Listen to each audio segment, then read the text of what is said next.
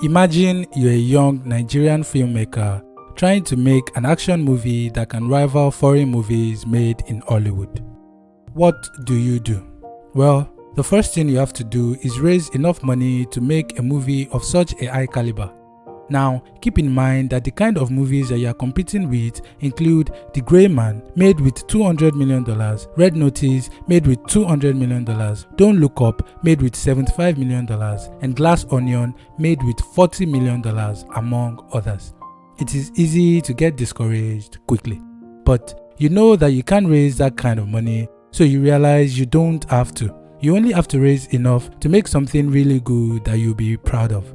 Now, what do? You meet with tech moguls, raise a measly $1 million, and create a movie that is currently one of the most watched in the whole world.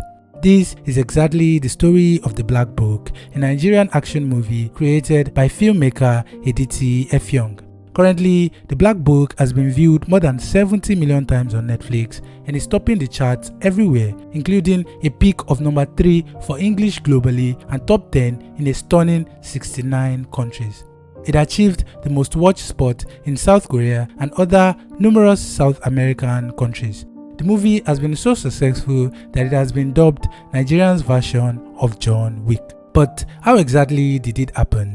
What can we learn from it? And how does it affect the Nigerian filmmaking industry as a whole going forward? We dive into this in just a few minutes. Historically, Nollywood films haven't been very good. Yes, the industry is the second biggest in the whole world in terms of the volume of films produced every year, behind only Bollywood. However, the industry tends to focus on quantity instead of quality, which is understandable when you consider the challenges that goes into making a quality movie in Nigeria. This is not even to mention the piracy that filmmakers have to deal with.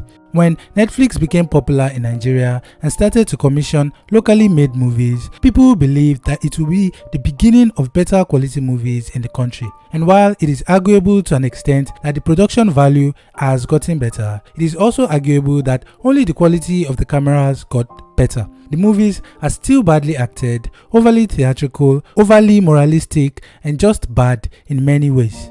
Of course, it is easy to criticize from the outside, and when you consider the fact that still, even a movie made with $50,000 is considered to be a quite expensive Nollywood movie, then it is understandable how the quality has remained what it is. However, many are optimistic that The Black Book can be the beginning of something genuinely great for Nollywood. To get the money to make The Black Book, Editi Efiong, the creator, had to consult rich Nigerians, primarily people who made their money from the tech industry. These include the co-founder of Flutterwave, Benga Adbola, and the co-founder of Piggyvest, Odun Eweniyi. 3 weeks after the movie was released, it became the most successful Nigerian movie on Netflix. The film's success transcends even the Nigerian border. It became the most watched on Netflix in South Korea while being number 2 ranked in several countries in South America. Comparing the views to budget rate of The Black Book to some popular Netflix movies, the success of The Black Book is absolutely incredible. For instance, The Grey Man had 139 million views in the first 28 days with a $200 million budget, equaling 0.7 times views to budget ratio.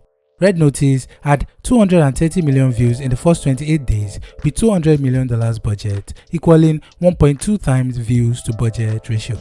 Don't Look Up with 171 million views on a budget of $75 million equals a view to budget ratio of 2.3 times. Glass Onion with 136 million views had a budget of $40 million, equaling a 3.4 times views to budget ratio.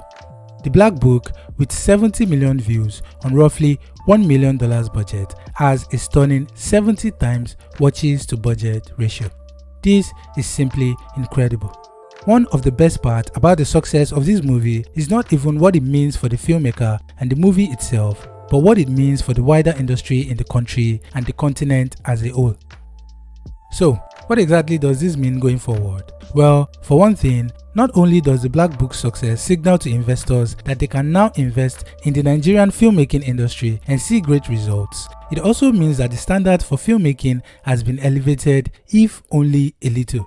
an example has been set that will serve as a veritable blueprint for others to follow.